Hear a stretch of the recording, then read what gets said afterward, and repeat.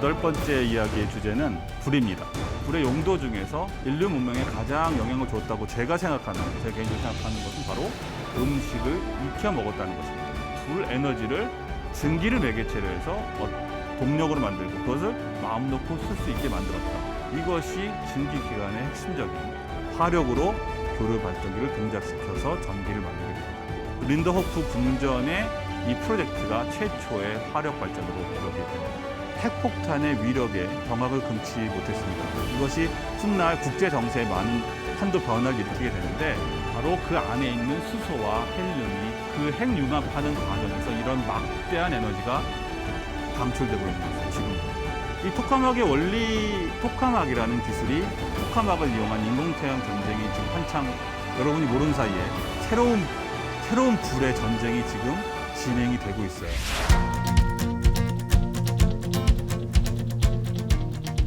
여러분 반갑습니다. 인더스토리의 임규태입니다. 인더스토리는 현대 산업 사회를 구성하는 다양한 요소들을 새로운 시선으로 재구성하는 프로그램입니다. 오늘 인더스토리 8번째 이야기의 주제는 불입니다. 이 이야기를 시작하려면 먼저 불이 무엇인지부터 얘기를 해야 할 것 같습니다. 불이란 무엇인가? 물질과 산소가 연소될 때 에너지를 방출하는 현상을 말합니다. 네. 여기서 중요한 것은 특정한 물질이 있는 것이죠. 그러니까 결국은 산소와 물질이 결합하는 상황인데 그것이 정상적인 것이 아니라 좀 더 격렬한 그러한 반응이 되는 것이죠. 그래서 연소할 때 에너지를 방출하게 됩니다. 이때 방출하는 에너지는 두 가지로 나타나게 되는데 하나는 빛이고 하나는 열이 되는 것이죠. 그리고 우리가 시각적으로 불을 보게 되면 평소에 볼 수 없는 그러한 아주 신비로운 그러한 모양이 나타나게 되는데 그것이 이제 우리는 플라즈마라고 얘기를 합니다. 그러니까 우리가 불이라고 말을 하면 그것은 시각적으로 볼 때 이 플라즈마 현상을 말하는 것이에요. 따라서 우리가 나무를 뗀다든지 종이를 태울 때 불을 본다는 것은 플라즈마 현상인데 좀 더 이 현상을 확대하게 되면 불을 지피지 않아도 이렇게 비슷한 아크 모양의 이러한 플라즈마 현상을 보게 되면 그것도 우리는 불이라고 말을 할 수가 있겠어요. 네. 정의로우면 그렇습니다. 자, 그러면은 지난 시간에 제가 빛에 대해서 다뤘습니다. 그 불은 열도 주었지만, 철을 가공할 수 있는 열도 주었지만 빛도 주었습니다. 이제 불을 선물을 받은 인간은 나머지 12시간을 쓸 수가 있게 되었어요. 우리가 접할 수 있는 불은 여러 종류가 있습니다. 다양한 것이 있는데 다 특성이 다르죠. 이것을 한눈에 이렇게 쉽게 정리하기는 쉽지 않아요. 그래서 간단하게 몇 가지 예를 들어서 어떻게 불이 다른지를 이제 보여드리는 것입니다. 먼저 제일 밑에 이제 담뱃불이 있는데 담뱃불의 온도는 대략 한 800도 정도 됩니다. 근데 이제 이거는 그냥 놔뒀을 때 800도이고 이것을 실제로 피는 순간에 온도는 1000도를 넘어가게 되죠. 그리고 촛불의 온도는 대략 1400도라고 그렇게 알려져 있습니다. 그리고 톨치, 우리가 용접할 때 쓰는 파란색 불꽃의 온도는 2000도입니다. 여기서 중요한 것은 오해할 수가 있는데 단순히 그러니까 불의 온도를 색깔로만 측정할 수는 없어요. 아까 말한 대로 불은 다양한 물질이 연소될 때 반응하는 것입니다. 그죠? 그래서 그 물질에 따라서 색깔이 달라지기도 합니다. 꼭 그것이 그러니까 온도와 매칭되지는 않아요. 자, 그리고 우리가 궁극의 불이라고 할 수 있는 하늘에 떠 있는 태양은 표면 온도가 5855도가 됩니다. 이렇게 다양한 형태의 불을 우리는 직접 접할 수가 있죠. 자, 그래서 불은 여러 종류가 있고 각각의 불마다 온도도 다르고 특성도 다르다. 이렇게 이해하시면 될 것 같습니다. 자, 이제부터 본격적으로 이 불이든 열이 어떻게 인류 문명을 만들어 왔고 현재 산업 사회를 이끌어오게 됐는지 그것을 한번 본격적으로 다뤄보도록 하겠습니다. 여러분이 보시는 이 원시인을 우리가 호모 이렉투스라고 말합니다. 이렉투스는 서서 걷다 이런 것이겠죠. 시기적으로 따지면은 호모 사피엔스의 조상쯤 됩니다. 그래서 이 호모 이렉투스가 활동하던 시기는 150만 년 전에서 10만 전까지 그렇게 사이로 추정하고 있습니다. 제가 왜 호모 이렉투스부터 출발하느냐 하면은 호모 이렉투스가 처음으로 100만 년 전부터 이미 불을 사용했다는 그러한 증거들이 보이기 때문이죠. 즉 호모 이렉투스가 인류의 조상이라고 한다면, 그런 조건이 맞다면 호모 이렉투스가 가장 먼저 불을 사용한 인류의 조상이 되겠습니다.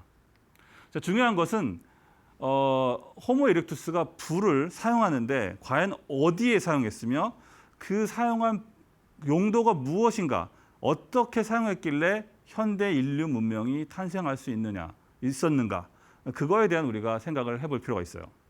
불은 여러 가지로 사용할 수가 있죠. 제가 오늘 얘기하고 싶은 것은 여러분이 평소에 생각하기 어려운 그러한 스타팅 포인트가 되겠습니다. 여러 가지 불의 용도 중에서 인류 문명에 가장 영향을 줬다고 제가 개인적으로 생각하는 것은 바로 음식을 익혀 먹었다는 것입니다.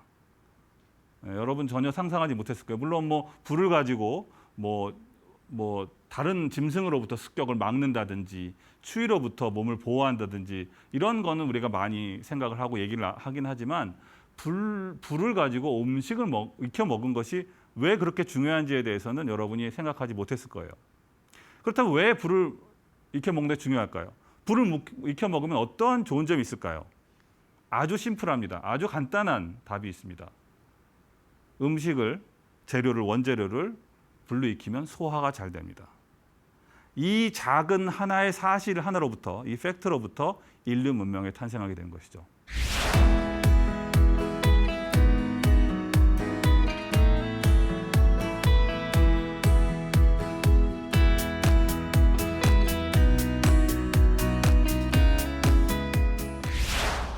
자, 이제부터 우리가 불을 얻는 또 다른 방법에 대해서 얘기를 할 시간이 되었습니다. 이 이야기의 시작은 1705년 영국입니다. 영국에 토마스 뉴커먼이라는 사람이 있었어요. 토마스 뉴커먼이 바로 증기기관을 발명한 사람이에요. 좀 이따 나오겠지만 와트가 있죠. 와트는 증기기관을 발명하지 않았어요.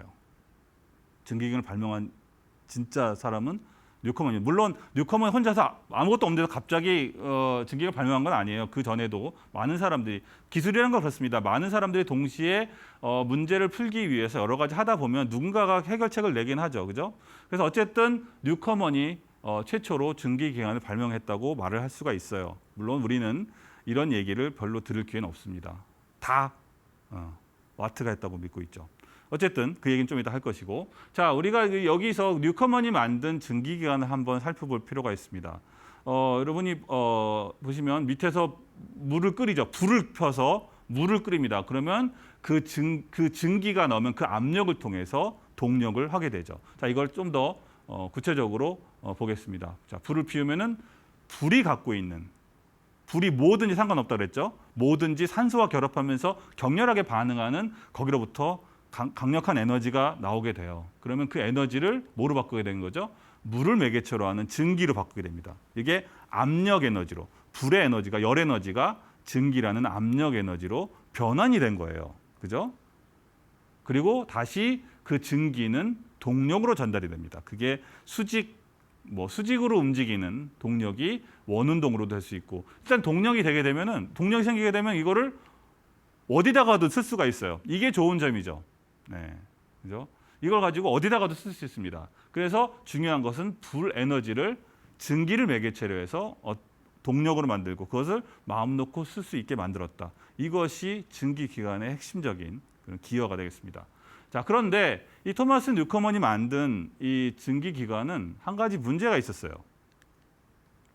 바로 이 부분인데요. 지금 열심히 피스톤 운동을 하고 있는데, 실린더 안에서 피스톤 운동을 하고 있는데, 여기 이제 어떤 문제가 있냐면은 펌프를 해서 피스톤을 위로 올리고 나서 증기를 다 쓴 거죠. 그렇게 되면은 새로운 증기를 만들기 위해서 물을 뿜어줍니다. 근데 이 물이 온도가 낮기 때문에 순간적으로 이 실린더의 전체적인 온도를 낮추게 돼요. 식는 것이죠. 그렇게 되니까 효율이 굉장히 나빠집니다. 왜냐하면 한번 펌프질 때마다 식었다가, 그러면 식는다는 건 뭐냐면은 증기 압력이 줄어든다는 걸 의미하거든요. 그래서 효율이 굉장히 낮았다. 그렇게 말을 할 수가 있어요. 이 문제를 해결한 사람이 바로 제임스 와트예요. 제임스 와트가 증기기관을 만든 건 아니지만 사실은 증기 기관을 혁신적으로 개선을 해서 우리가 오늘날 쓸 수 있는 혁명을 일으킨 원동력이 된 것은 분명히 맞습니다. 발명자는 아니지만. 그러니까 누가 먼저 발명했다는 거에 너무 집착할 필요는 없는 거예요. 이것이 우리 세상을 만드는데 기여한 그걸 본다면 실제로 증기를 처음 만든 사람보다는 제임스 와트가 기여가 훨씬 더 크다고 볼 수가 있죠. 자, 제임스 와트는 어떤 식으로 이 문제를 해결했냐면은 스팀을 응축하는 그러한 부분하고 실린더 부분을 별도로 분리를 시켰어요. 예. 그래서 계속 끊임없이 새롭게 물이 주입이 돼서 스팀을 만들어내도 이 실린더가 분리가 되어 있기 때문에 냉각되지 않는 거죠. 그래서 열 효율이 그대로 유지가 됐다. 그래서 굉장히 효율이 좋은, 효율을 혁신적으로 높이는 그러한 증기기관을 만들게 됩니다. 그래서 이 증기기관이 사방팔방에 다 쓰이는 것이죠. 뭐 여러분도 배웠겠지만 방직기계, 옷감 짜는 방직기계에도 쓰이고 그다음에 석탄을 캐내는 그런 곳에서 쓰이게 되고 그리고 여러분들 아시는 것처럼 철도에도 사용하게 됩니다. 일단 동력이 만들어진 순간 불 에너지가 동력으로 전환되는 이 연결고리가 만들어진 순간부터 산업혁명이 시작된 것이죠. 그래서 저는 산업혁명을 동력의 혁명이라고 말할 수가 있어요. 네, 동력의 관점에서 보면. 왜냐하면은 그전에는 사람이든 동물이든 동물 가지고 실제로 우리가 행동을 해서 어떤 동력을 얻었는데 이때부터는 우리가 가만히 앉아가지고 불만 떼면 돼요. 불만 열심히 떼고 있으면 동력이 엄청난 인간이 수십 명, 수백 명이 해도 얻을 수 없었던 그런 동력을 얻게 된 것이죠. 그 동력혁명이 바로 산업혁명의 근원이다. 그리고 그 근원에는 불의 혁명이 있었다. 불의 에너지를 어떻게 전달하는가에 대한 것이 그 문제를 해결하는 것이 핵심이었다. 이렇게 말을 할 수가 있겠습니다.